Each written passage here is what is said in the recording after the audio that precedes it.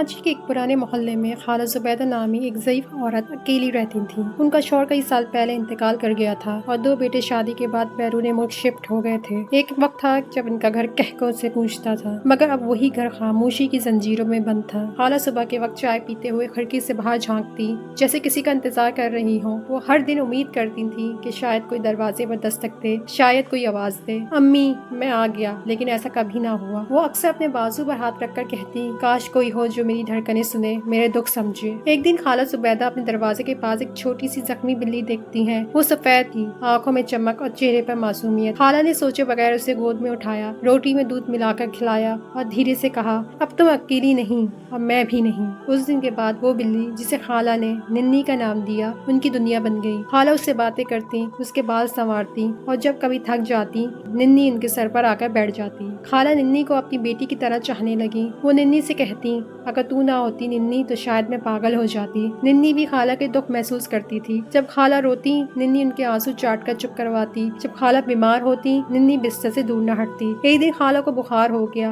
انہوں نے بڑے بیٹے کو فون کیا، بیٹا طبیعت کچھ ٹھیک نہیں لگ رہی، آ سکو تو آ جاؤ۔ بیٹے نے جواب دیا، امی میں بہت مصروف ہوں، ہفتے کو کال کر لوں گا۔ خالہ کی آنکھوں میں آنسو آ گئے۔ انہوں نے ننی کو دیکھا جو ان کے قدموں میں لیٹی تھی اور کہا، تم ہی میری دنیا ہو ننی، اگر تم نہ ہوتی تو میرا آخری وقت بھی خاموش گزر جاتا۔ رات گہری ہوتی گئی، خالہ کی سانسیں آہستہ آہستہ ہو رہی تھی۔ ننی آ کر خالہ کے سینے سے لپٹ گئی، ان کی دھڑکنوں کو محسوس کرتی رہی جیسے کچھ سمجھ رہی ہو۔ صبح جب محلے کے بچے خالہ کی آواز نہ سن پائے تو دروازے پر دستک دی، کوئی جواب نہ آیا۔ پھر محلے والوں نے دروازہ توڑا۔ خالہ زبیدہ اپنے بستر پر پرسکون حالت میں ابدی نیند سو چکی تھیں اور ننی ان کے سینے پر بے جان پڑی تھی۔ خالہ اور ننی کو سفید چادروں میں لپیٹ کر دفنایا گیا۔ محلے کے کئی لوگ جنہوں نے خالہ کو کبھی نہ جانا، اب آنکھوں میں آنسو لیے خاموش کھڑے تھے۔ ایک بچہ بولا، امی کہتی تھی جانوروں میں وفا ہوتی ہے، سچ کہا تھا۔ خالہ کے بیٹے کو جب خبر ملی، وہ 2 دن بعد آئے۔ ننی کی قبر پر پھول رکھتے ہوئے بس اتنا بول سکے، کاش امی کے آخری دنوں میں ہم ان کے ساتھ ہوتے، مگر وہ اکیلی نہیں تھی،